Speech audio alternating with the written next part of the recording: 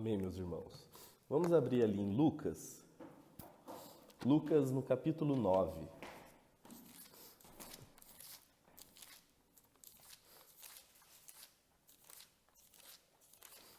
Lucas, capítulo 9.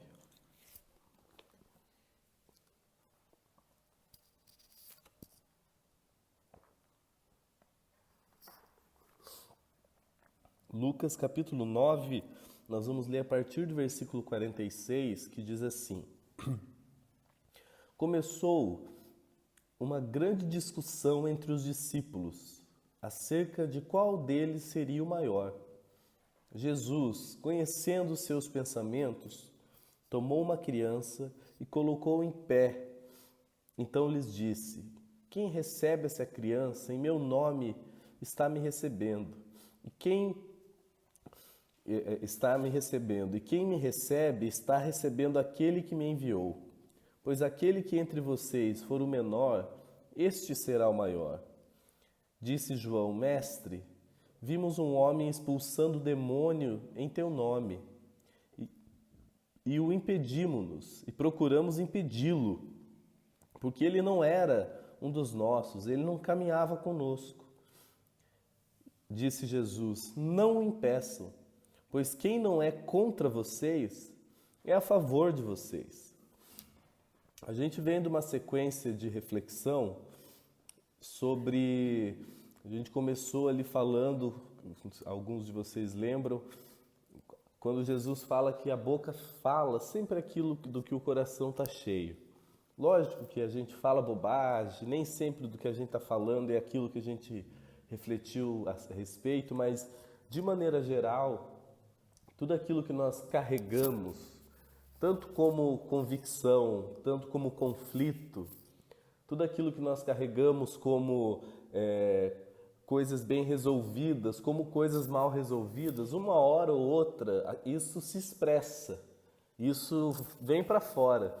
E a maneira que isso mais vem para fora é quando nós estamos passando por conflitos, por apertos, por situações de estresse, onde o nosso caráter é provado, onde tudo aquilo que em nós às vezes está maquiado acaba se mostrando.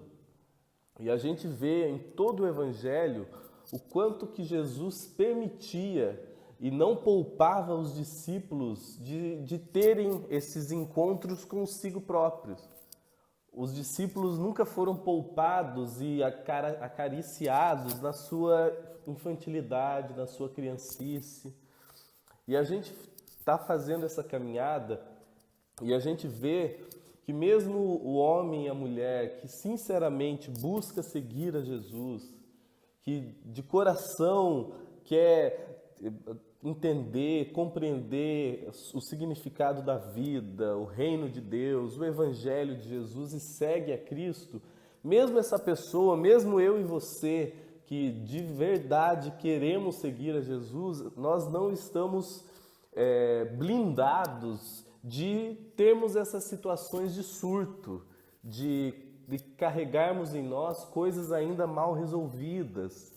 Mesmo uma pessoa que é de Deus, que busca Deus, que quer seguir a Deus, não significa que essa pessoa não carregue dentro dela muitos conflitos, medos, inseguranças, coisas mal resolvidas, imaturidades de caráter. E essa sequência que a gente leu mostra claramente discípulos que tinham caminhado aí há 3 anos com Deus encarnado.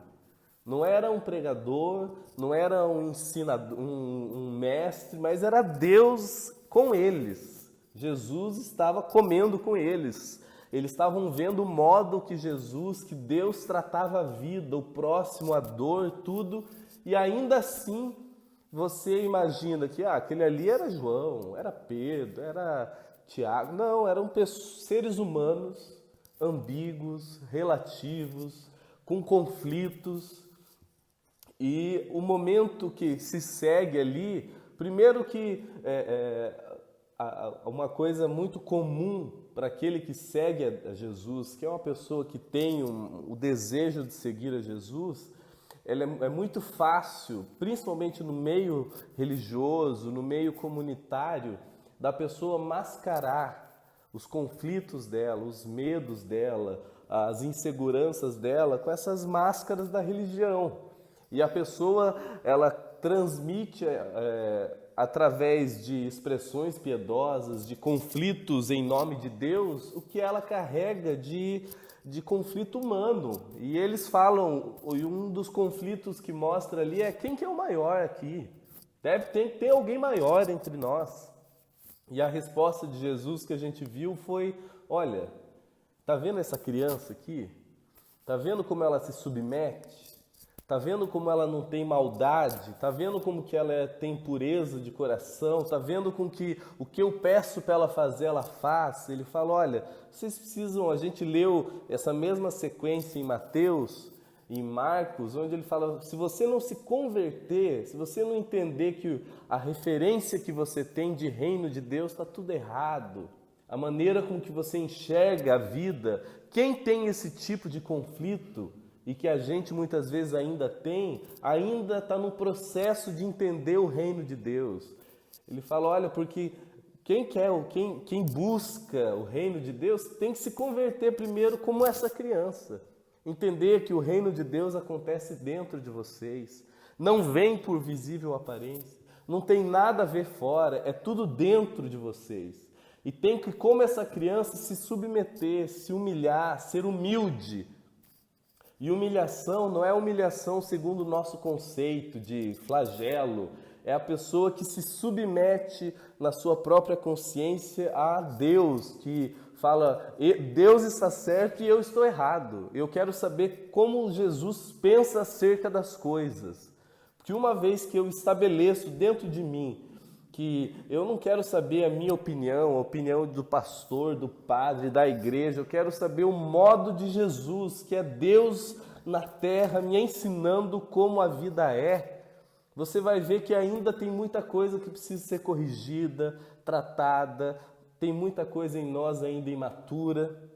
E ele diz, e não somente você tem que ter o coração entregue, submisso a Deus, ao Evangelho, como essa criança que fez o que eu pedi, ele fala, mas você tem que estar disposto a acolher o próximo e tratar o próximo com reverência, vendo o mais diferente dos homens como um semelhante, como um próximo, como um objeto da graça de Deus. E ele fala, em especial os pequeninos, os frágeis, porque aquele que acolhe o pequeno, a criança, o frágil, está me acolhendo. A verdadeira religião não é a gente cantar para Deus, não é construir templo. A verdadeira religião, conforme Tiago, a partir do Espírito de Jesus, o Tiago surtadinho, lá na frente, maduro, escreve aquela carta que falou, a verdadeira religião é acolher a viúva, é acolher o órfão, é acolher o necessitado. Esse é o nosso modo de amar a Deus. Amar a Deus não é levantar a mão para cima e cantar, não é ficar de joelho e orar. Amar a Deus é acolher a dor humana, é ver no próximo, no outro, mesmo no mais diferente, um igual, um ser humano. E a gente imagina que eles refletindo isso, alguma coisa tinha se alterado, mas não. O surto continua, o conflito só tinha mudado o polo, eles não tinham coragem de falar, a gente não entendeu, a gente ainda é imaturo, a gente ainda tem essa síndrome de superioridade, quem é maior aqui. Quando eles veem um homem ajudando um outro ser humano, expulsando, o Evangelho fala que eles chegam, João chega, o João que depois lá vai escrever 1 João, 2 João, fala, olha, nós vimos um homem expulsando o demônio de outros, ou seja, libertando a dor humana, e nós impedimos porque ele não estava com a gente, porque ele não era um de nós, porque ele não caminhava conosco. E eu comentei com vocês que muitas vezes aquilo que de maneira individual, de maneira sozinho a gente não tem coragem de pôr para fora, no coletivo isso vaza, porque daí não tem responsabilidade, está tudo diluído. Geralmente aquilo que a gente carrega de maneira velada, latente, conflituar, dentro da gente, seja insegurança, seja arrogância, seja o que for de conflitos e adoecimentos que nós carregamos, quando a gente se reúne entre iguais, no nosso grupo, no nosso coletivo, isso vaza.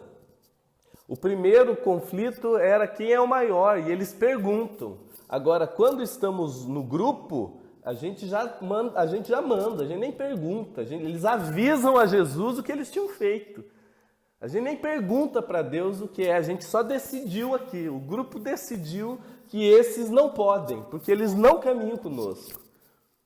E é interessante o quanto você e eu, nós precisamos estar dispostos a sempre se enxergar, se autoexaminar, mesmo na graça de Deus, se sabendo perdoado, acolhido.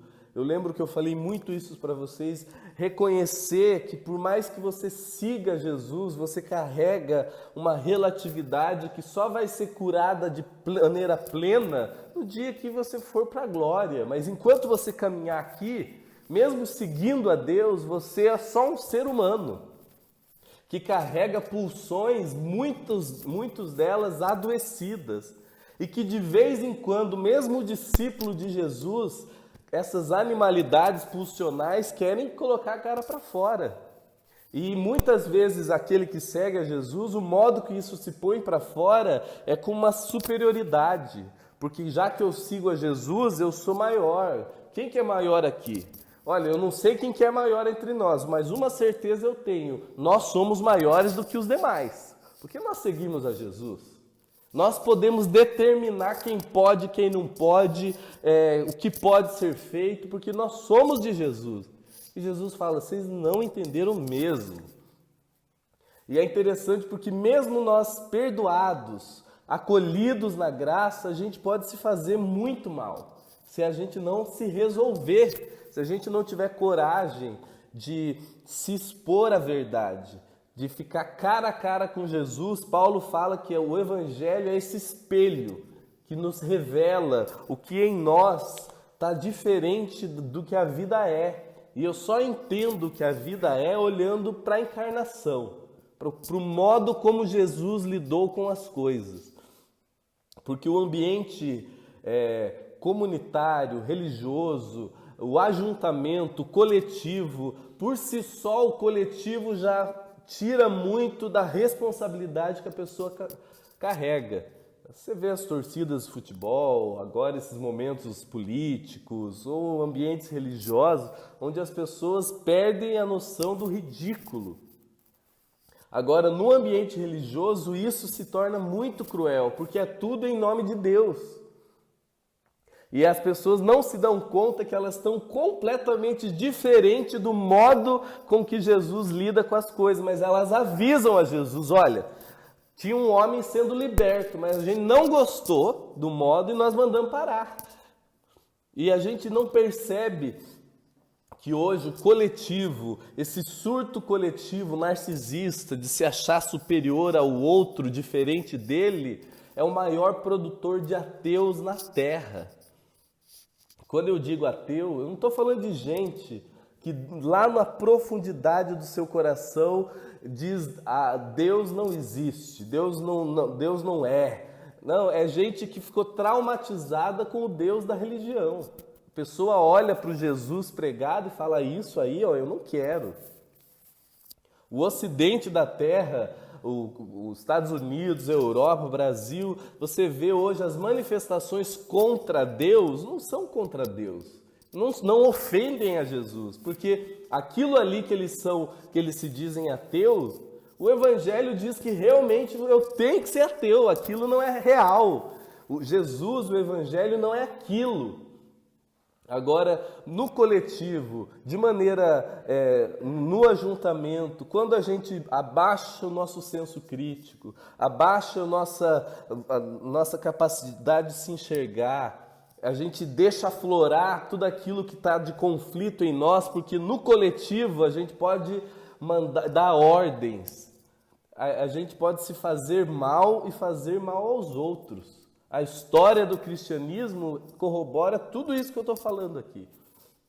E a gente vê que mesmo uma pessoa que está de encontro com a verdade, com o fato real de caminhar com Jesus, de ouvir o Evangelho, se aquela verdade, se aquele ensino, se aquilo que foi transmitido pelo próprio Jesus àquelas pessoas, pode se tornar só um conhecimento. Pode se tornar, só pode ainda inflar mais a pessoa, porque ela sabe sobre Deus e os outros não sabem. E o Evangelho não foi feito para ser uma informação apenas. O Evangelho de Jesus, ele tem que ser espírito e vida. É isso que Jesus fala. As palavras que eu digo para vocês não tem nada a ver com letra. A letra sozinha mata. E aqueles homens ali eram pessoas discutindo letra. Os discípulos, a Bíblia, um pouquinho antes dessa situação, tinha passado a madrugada discutindo com escriba e fariseu de igual para igual. Eram gente que conhecia as Escrituras de maneira profunda. Então estava cheio de letra, cheio de compreensões de letra, de lei, eles tinham compreensões acerca de Deus, mas aquilo ainda não tinha mudado o coração deles. O fato não tinha se tornado um fator existencial. E a resposta de Jesus para eles foi: olha, entendam, quem não é contra vocês, quem não é contra nós, já está em nosso favor. Tá tudo bem, deixa o cara se libertar, deixa o pessoal fazer bem um ao outro.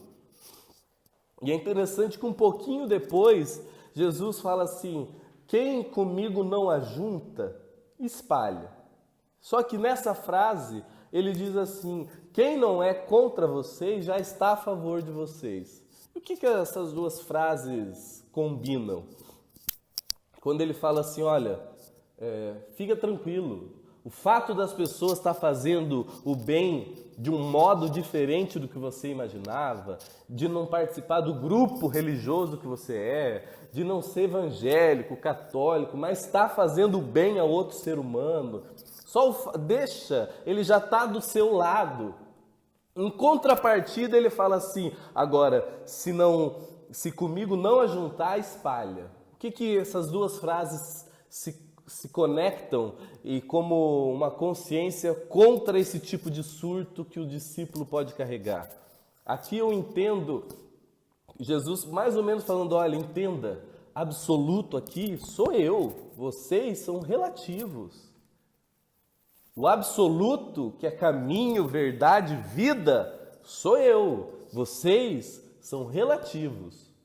Tudo aquilo que lá fora do seu grupo, for em favor da vida, do amor, da paz, da verdade, mesmo que historicamente não se pareça com aquilo que você concebeu como evangelho, como Deus, como ser cristão, mas o fruto é vida, o fruto é paz, o fruto é o bem, está em favor.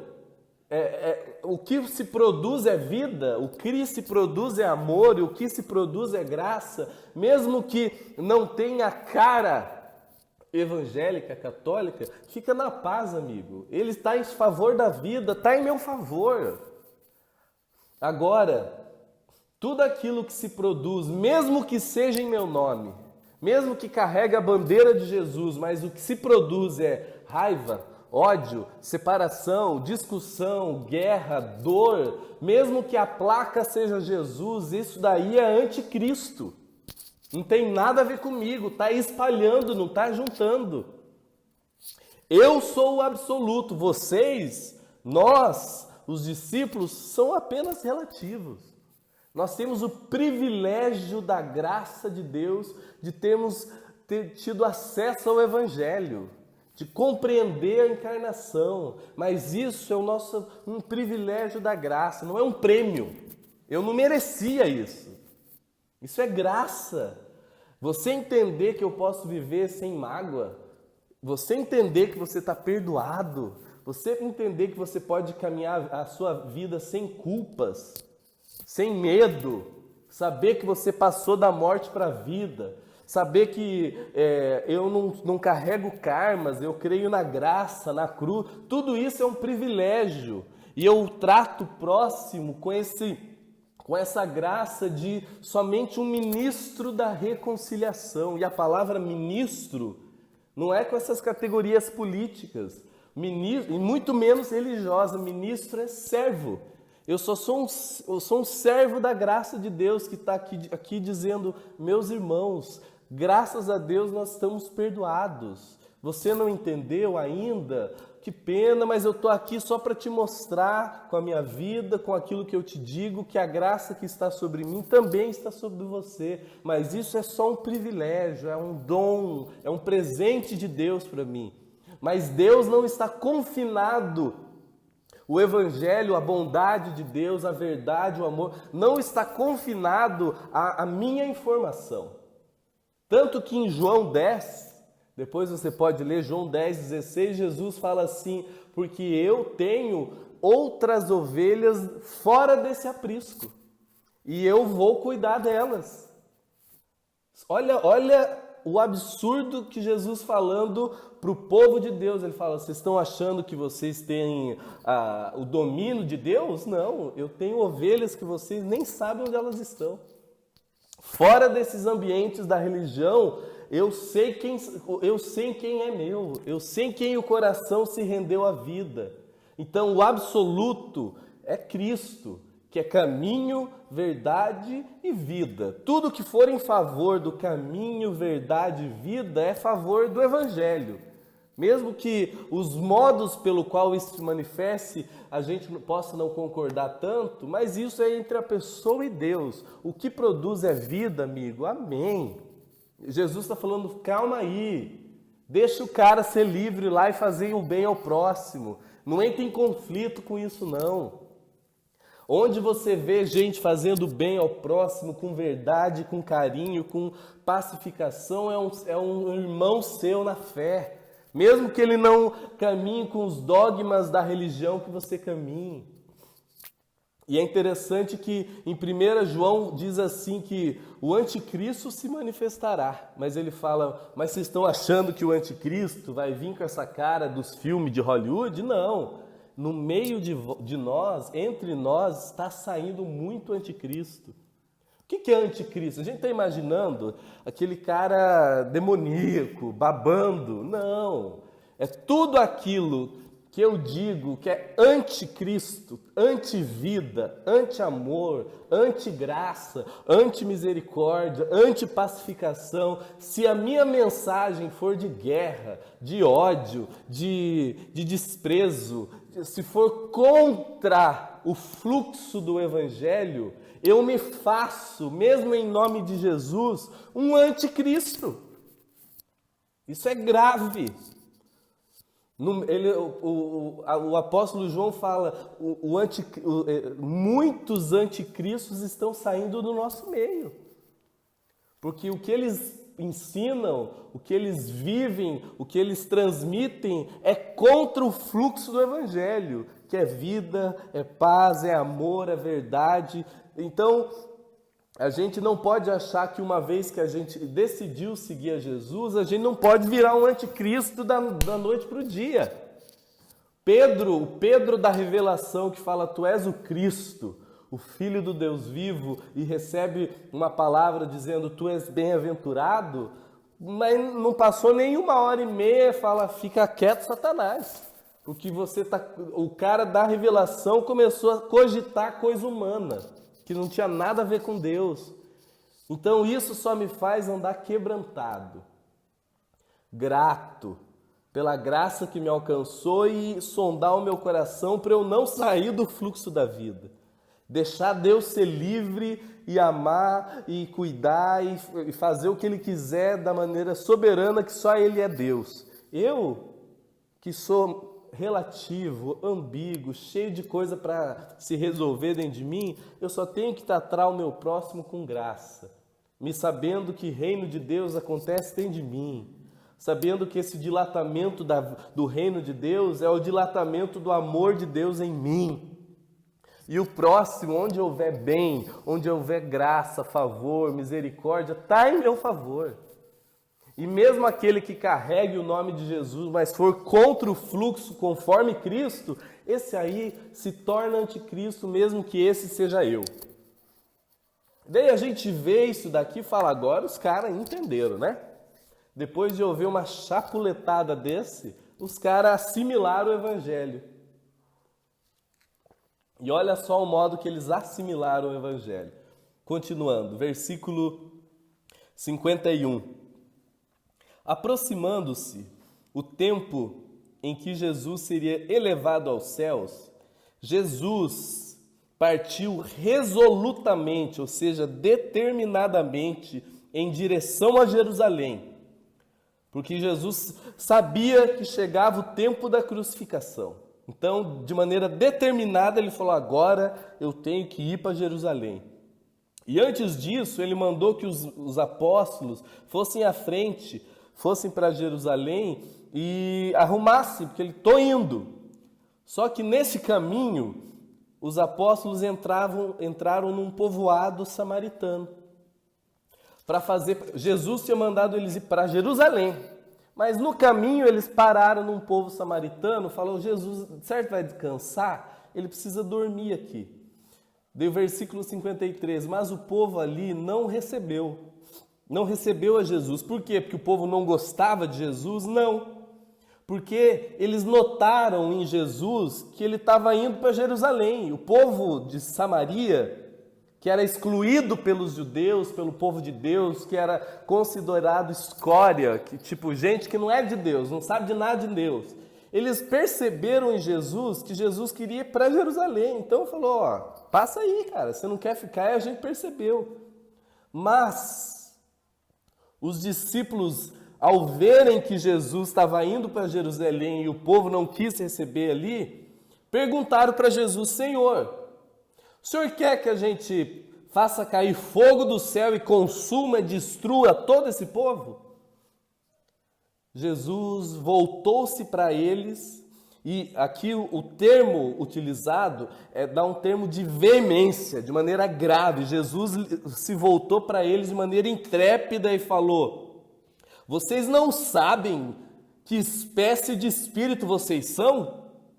Pois o Filho do Homem não veio para destruir a vida de homens, mas para salvar. E foram para outro povoado. É interessante esse texto, entre algumas nuances, que primeiro que chegou o tempo de Jesus ser crucificado e ele falou, olha, agora eu vou para Jerusalém, a cruz eterna vai se manifestar na história e eu vou ter que passar por isso. E ficou claro no semblante dele que ele estava determinado a ir para Jerusalém, mas ele mandou os apóstolos, os discípulos, João, Pedro, Tiago, o pessoal vai na frente, porque eu estou indo, eu estou indo. Mas esse pessoal, passando por Samaria, pelos samaritanos, pelo pessoal, Samaria não, pelo um povoado de samaritanos, resolveu ter uma ideia para Deus. E fez um lugar para ele descansar, mas Jesus queria ir para Jerusalém. Só que um pouquinho antes, não sei se vocês lembram, Jesus não tinha problema com os samaritanos. Jesus, depois de ter aquela experiência com a mulher samaritana, lá em João 4, aquela mulher que os discípulos ficaram escandalizados de Jesus estar conversando, porque não pegava bem um mestre de Deus falar com uma samaritana, era quase falar com uma quenga, com o pessoal que não discerniu nada de Deus. E depois que aquela mulher viu que Jesus era quem era, a Bíblia fala que Jesus ficou dias com aquele povo. Jesus se dava bem à beça com o povo. Então, como Jesus não tinha problema com eles, o pessoal viu na cara de Jesus, é isso que o texto diz, que Jesus não queria ficar. Jesus queria passar.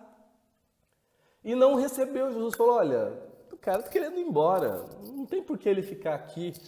Mas João falou, mas como assim, gente? Eu me dei o trabalho de vir na frente e cuidar de tudo para... Como é que Deus não se submete aos meus planos? Só que João não tinha peito para xingar Jesus, né? Então, quando as nossas frustrações não são reconhecidas de xingar Deus, a gente canaliza naqueles que a gente não gosta. Quando nós não temos a integridade de falar que a gente está com raiva de Deus, porque fez tudo diferente do que eu imaginava, a gente canaliza naqueles que a gente imagina que Deus odeia. E a Bíblia fala que ele fala, mas quer que a gente peça que venha um fogo e destrua esse povo aqui? E é interessante que o Evangelho de Lucas fala que Jesus teve um ímpeto. Ele fala, mas vocês não se enxergam mesmo, né? Vocês não entenderam o espírito de vocês mesmo. Vocês não sabem o espírito que está conduzindo ao coração, as motivações de vocês. Vocês não entenderam que eu não vim matar ninguém, destruir ninguém. Vocês não entenderam nada. Eu vim para salvar essas pessoas que vocês estão querendo destruir. Discípulo de Jesus levando mais uma na fuça porque tinha muita coisa ainda mal resolvida. E para a gente não ir muito longe, eu queria refletir só em duas realidades que eu aprendo aqui. E a primeira, o perigo do discípulo ter essa síndrome de poder.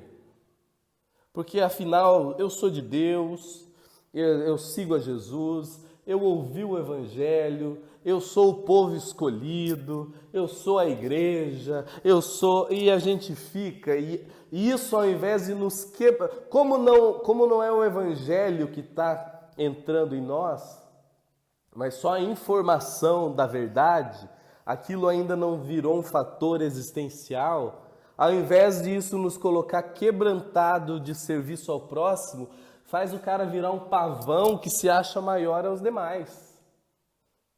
E aquele que tinha que ser o discípulo da paz, vira o homem da guerra. E aquele que tinha que ser o pacificador do Sermão da Montanha, vira o exército de Deus. E aquele que tinha que dar outra face, quer mandar fogo para exterminar o próximo. E é muito sutil como isso pode crescer em nós quando a gente não tem um coração claro sobre graça, sobre reino, sobre a compreensão no nosso ser, sobre a encarnação. Quando o que a gente carrega é a informação de cristianismo. E o cristianismo só faz a gente se sentir os superiores da terra. A gente olha para muçulmano, espírita, a gente se olha de cima para baixo. E até a nossa evangelização, ela é estuprante. O cara está com dor e a gente está querendo enfiar Jesus goela abaixo e é assim, os salvos para os não salvos, os de Deus para os infernais. E aquilo que tinha que gerar em nós um coração servo, quebrantado, grato à existência, à vida, a Deus, faz aquele surto mal resolvido se infla. E gera uma amargura, uma raiva, uma inveja de tudo aquilo que é diferente. E como a gente não tem cara de dizer que a gente não gosta de Jesus, do Evangelho, porque o cristianismo, de maneira institucional, coletiva, não gosta da encarnação. Porque ela gosta do Jesus que ela criou para si. O Jesus da guerra. O Jesus que da superioridade sobre os demais. Ela gosta do Jesus da batalha, do cavalo branco. Ela não gosta do Jesus servo, do Filho do Homem. O Jesus dos Evangelhos, ela tem uma antipatia. O negócio da outra face, isso é para fraco. Meu negócio é guerra. O Jesus do Evangelho desconstrói o Jesus da máfia religiosa e que a gente tomou como Deus. Só que como a gente não tem coragem de dizer isso, a gente canaliza essa raiva inconsciente muitas vezes para os diferentes. Nesse caso, os samaritanos entraram no laço de Pedro, de João. Você quer que a gente extermine? Ele não queria nem que fosse castigado. Ele não queria o inferno. Ele queria extermínio. Era lago de fogo para exterminar. Era reduzir a nada. E a gente carrega, em nome de Deus, em nome da moral, em nome de uma ética religiosa, um pressuposto de que Deus está ungindo o nosso desejo de raiva e superioridade sobre aqueles que nós julgamos as párias da terra.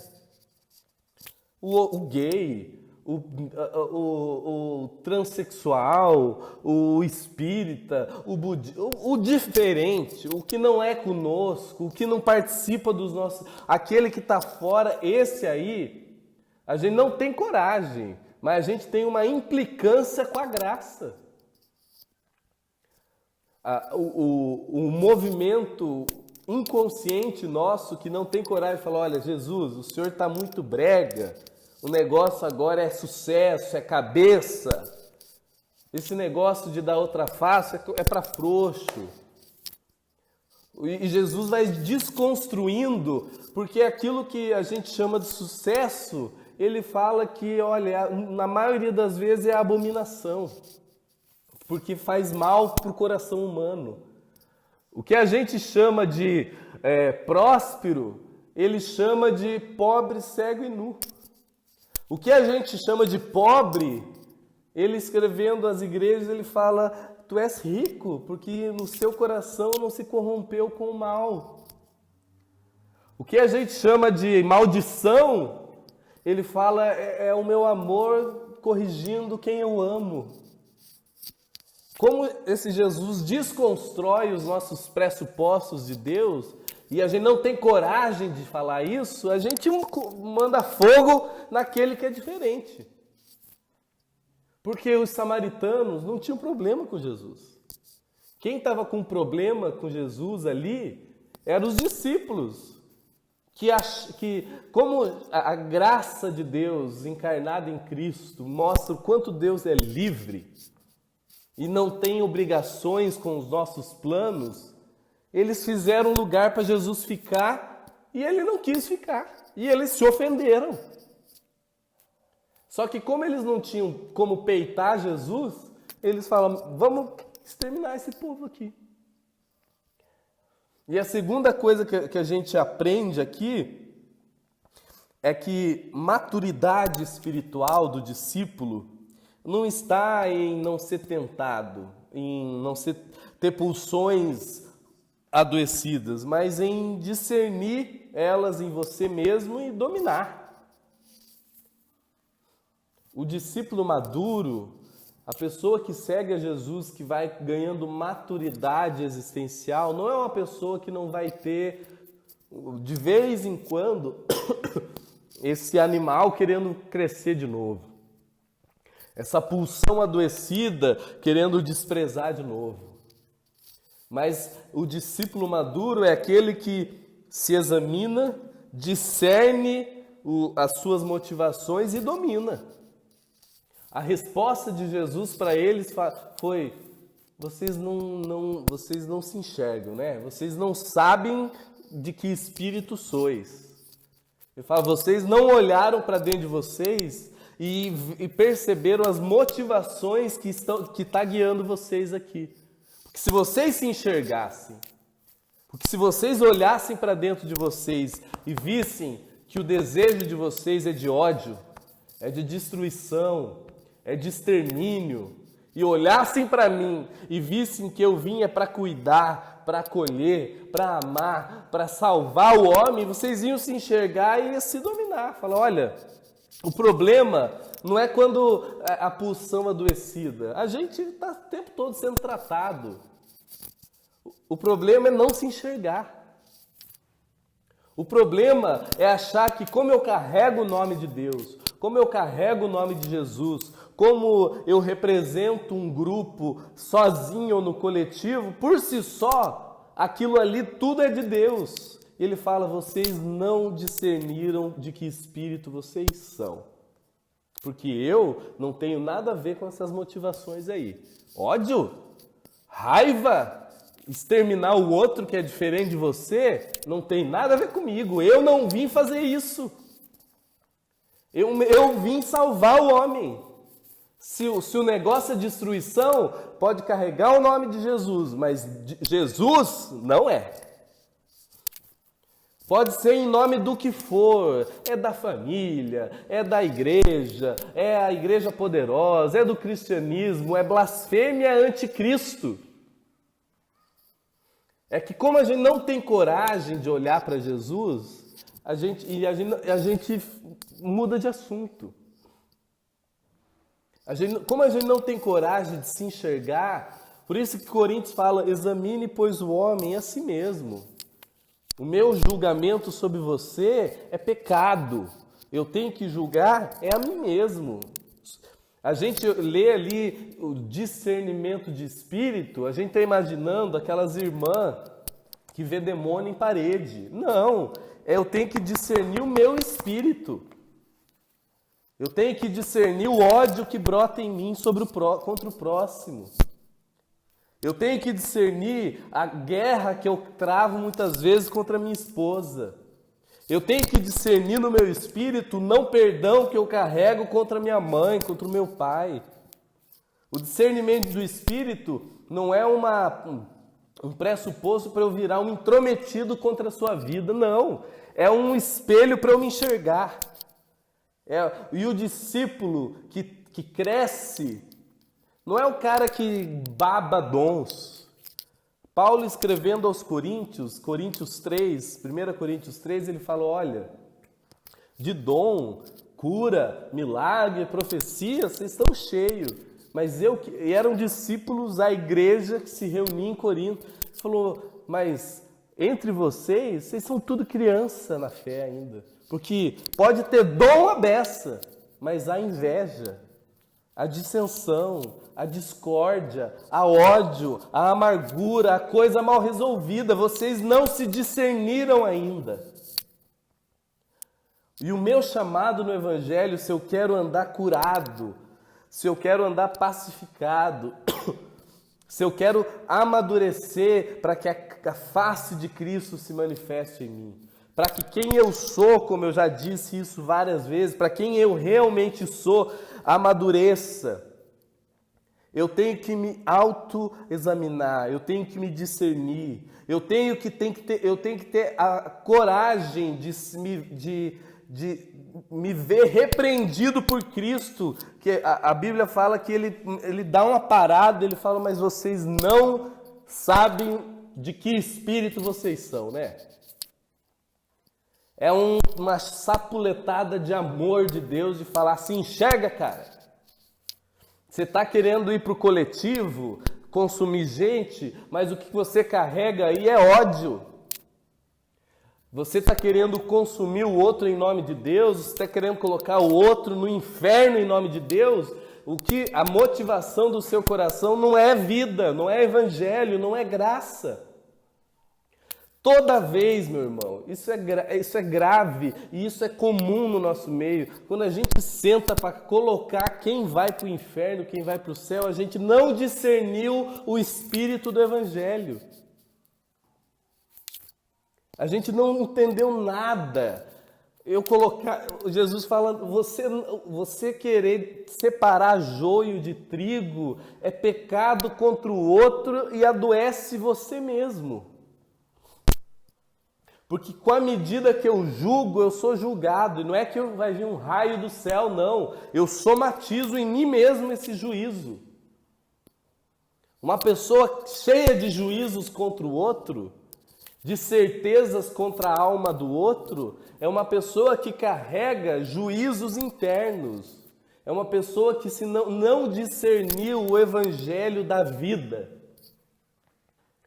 Então, o discípulo, primeiro ele precisa entender o perigo desse poder sobre o outro que a informação do Evangelho pode trazer nele.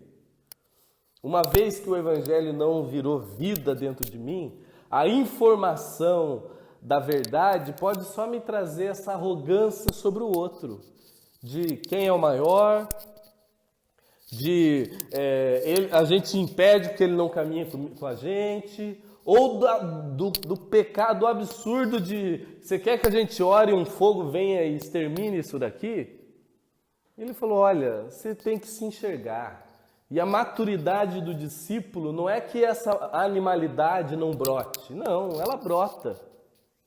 Por isso que Paulo, escrevendo aos Efésios, ele fala, olha, quando a ira crescer, só não peque, ou seja, só domina.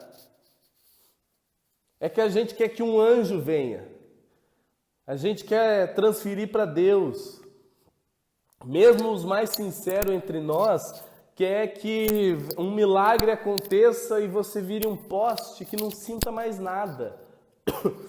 E é interessante que Jesus não tinha nem se encarnado, o mundo mal tinha começado na existência humana e a palavra de Deus a Caim, quando dentro dele o ódio contra o seu irmão cresceu, o desejo de extermínio contra o seu irmão cresceu e o semblante dele caiu, a palavra de Deus a ele foi Caim, o surto está crescendo em você, cara. O pecado está à porta aí. Mas não foi assim, olha, mas eu vou enviar um anjo que vai fazer um milagre aí. Não, cumpre a ti dominá-lo. Essa é a maturidade do homem e da mulher que segue a Cristo. É saber ser honesto com as coisas que brotam em nós, sem vergonha, sem medo, sabendo que eu estou perdoado, mas mesmo perdoado eu posso me fazer mal. Mesmo acolhido na graça, eu posso pecar contra mim mesmo e contra o meu próximo, eu posso adoecer. Então eu tenho que ser honesto para o meu próprio bem existencial. Eu tenho que ser honesto com as coisas que podem brotar em mim. E eu tenho que ter coragem, de uma vez que eu identifique, eu domine. Eu tenho que ter coragem de discernir as coisas que brotam em mim e travar a coisa. Falar, olha, eu não vou ali, eu vou parar esse assunto porque o que está me motivando aqui não é graça, não é amor, é ódio. A minha ação aqui, na minha família, no meu trabalho, esse crescimento que eu quero na empresa, essa briga na minha família, essa conversa com meu vizinho, eu tenho que ter coragem de discernir o espírito que está me motivando. Opa, o que está me conduzindo aqui, eu só estou querendo provar que eu sou o cara. E a maioria de debate é isso. Você não quer saber a opinião do outro, você quer provar que você está certo. Você quer que o outro reconheça que você é o cara. Esse espírito, amigo, não tem nada de evangelho. Pode ser discurso de evangélico, mas de evangelho é que não conhece o evangelho. Pode ser discurso do cristianismo, mas Cristo olha para nós e fala, vocês não se discerniram. Vocês não sabem de que espírito sois. Daí a gente fala, mas é radical demais. O mundo é assim, a gente tem que lidar. E Jesus fala, é assim, entre os reis da terra, entre as autoridades, nessa existência é assim. Mas entre vós, porém, não é assim. Se eu quero ser de Deus até o talo, se eu quero que o Evangelho seja o modo pelo qual eu interpreto a vida, se eu quero que o Evangelho produza em mim o fruto do bem da vida, para o meu próprio bem, não para o bem de Deus, mas para o meu próprio bem existencial, eu tenho que ter essa honestidade com a minha própria queda. Eu tenho que ter essa coragem de se enxergar e falar, o espírito que está me motivando não é de amor, não é de graça, não é de pacificação, é de guerra, é de ódio, é de vingança, é de desprezo. mesmo se feito em nome de Deus. Porque eles estavam supostamente querendo defender Jesus ali. Quando eles mandam, vamos exterminar esse povo aqui, ó, não quiseram receber o Senhor. Ele falou, olha, para aí, vocês não discerniram. Na nossa defesa do bem de Deus, a gente é que nem Pedro, tira a espada e corta a orelha do soldado que está querendo matar Jesus. E Jesus fala, para, cara, guarda essa espada. Eu sei me defender. Não entra nessa, para o seu bem. O Evangelho, como mandamento para mim, é sempre para o meu bem.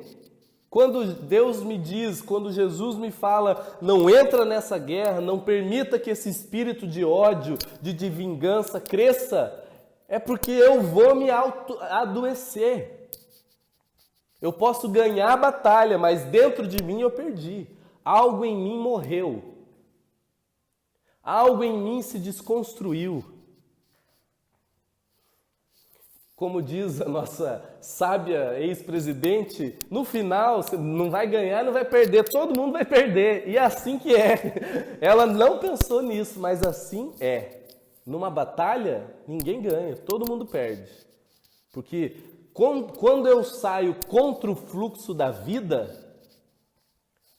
quando eu saio contra o fluxo da paz, do perdão, da misericórdia, pode ser em nome de Jesus. Mas é anticristo, é anti-evangelho e algo em mim está morrendo.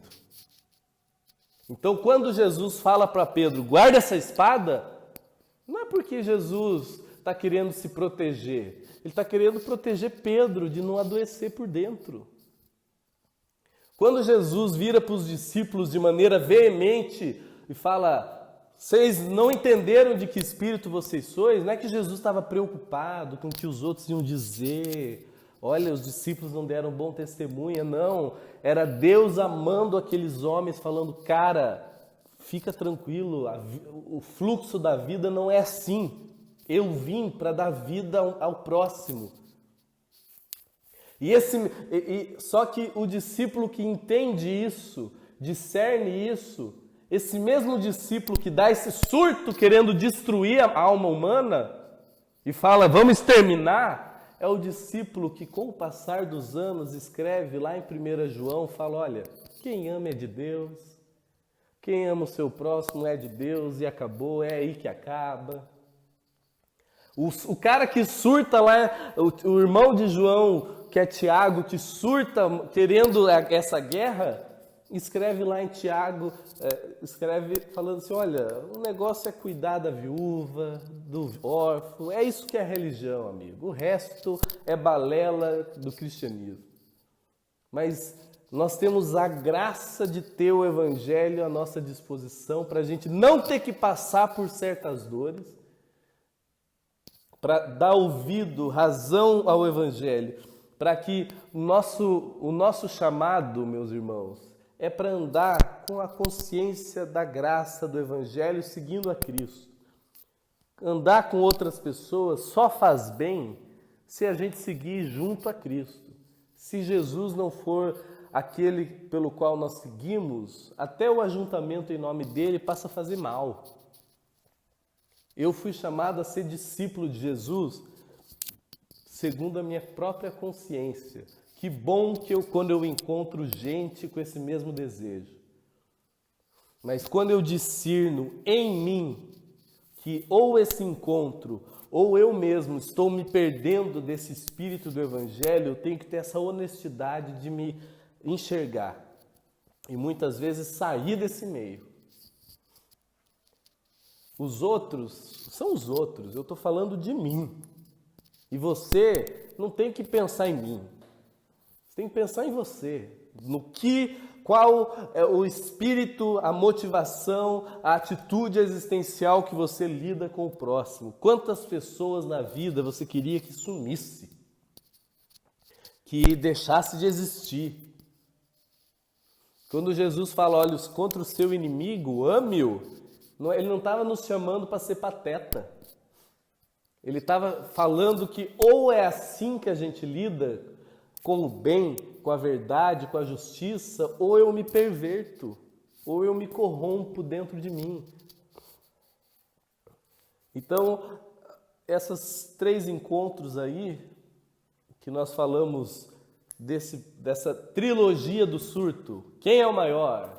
Nós somos os maiores e nós temos o poder de mandar as pessoas se extinguirem. Não é nem para o inferno, é sumir. Mostra que mesmo o discípulo de Jesus mais sincero, que não tiver a coragem, a honestidade de todo dia, não é um negócio que acontece e não acontece mais, todo dia, cada momento eu tenho que estar disposto a me expor ao Evangelho, à encarnação de Jesus e falar o que dele em mim ainda não é existência, modo de enxergar, que tipo de motivação, de espírito eu lido com a vida.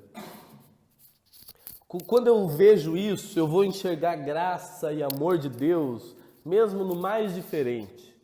E eu vou enxergar, infelizmente, anticristo, mesmo naquele que baba o nome de Jesus. E eu enxergo isso não para carregar juízo sobre ninguém, mas para que eu me enxergue e falo, meu Deus, perdoa porque eles não sabem o que fazem, mas eu quero é cuidar do meu próprio coração. Para que em mim o espírito que me mova não seja da guerra, do ódio, da destruição, mas só da pacificação, do fluxo da vida. Quando eu entendo isso, quando eu sou honesto dessa maneira e todo dia eu me enxergo, eu entro naquilo que Paulo fala lá em Romanos 12. Meus irmãos, rogo-vos pela misericórdia de Deus que apresente os seus corpos como um sacrifício vivo a Deus e não se conforme com esse mundo, com esse modo que as pessoas pensam. Pode ser diferente, pode ser dar status, mas não tem nada de vida. Ele falou, mas transforme pela renovação do seu entendimento, para que você prove em você a vontade de Deus que é boa, perfeita e agradável. Amém, meus irmãos?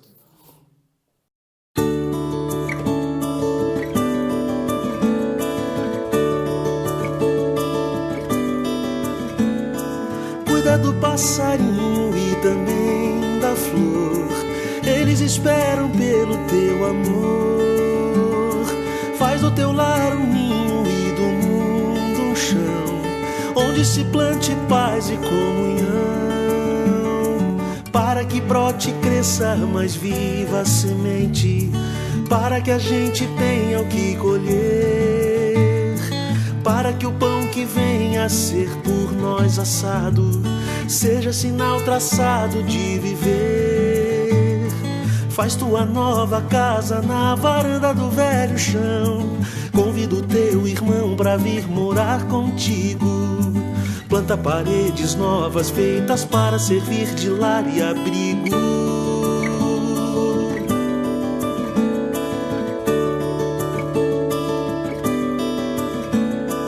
Cuida do passarinho e também da flor, eles esperam pelo teu amor. Faz do teu lar um ninho e do mundo um chão, onde se plante paz e comunhão,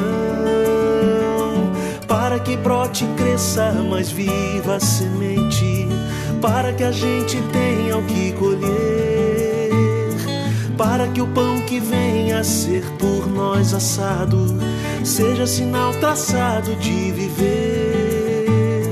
Faz tua nova casa na varanda do velho chão, convida o teu irmão pra vir morar contigo. Planta paredes novas feitas para servir de lar e abrigo. Faz um café gostoso, põe a mesa no teu jardim, deixa que assim as plantas tenham paz contigo. Convida o universo, faz a vida ganhar maior sentido.